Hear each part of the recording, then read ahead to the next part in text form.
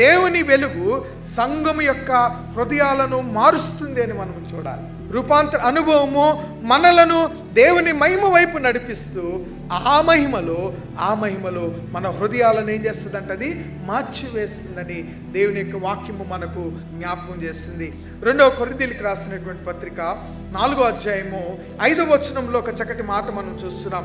అంధకారములో నుండి వెలుగు ప్రకాశించునుగాక అని పలికిన దేవుడే తన మహిమను గూర్చినటువంటి జ్ఞానము యేసుక్రీస్తునందు వెల్లడిపరచుటకు మా హృదయములలో ఏం చేశాడంట, ఆయన ప్రకాశించెను అని దేవుని యొక్క వాక్యము మనకు జ్ఞాపకం చేయబడుతున్నది. ప్రియమైనటువంటి దేవుని బిడ్డలారా, సంఘము యొక్క హృదయాలను ఎప్పుడు మార్చబడుతుందంటే మనుషులు మార్చితే మార్చబడదు. దేవుని యొక్క ప్రణాళికలో మాత్రమే మార్చబడాలి. మన హృదయాలను మనలను సృష్టించిన వాడు దేవుడు. సృష్టించినటువంటి దేవునికి మాత్రమే మన హృదయాలను మార్చేటువంటి అవకాశము ఉన్నది. అందుకనే ఆయన కుమారునిలోని వెలుగు మన హృదయాలను ఏం చేస్తుందంటే అది మార్చుచున్నదని దేవుని యొక్క మాటలు మనము జ్ఞాపకం చేయబడుతున్నాయి.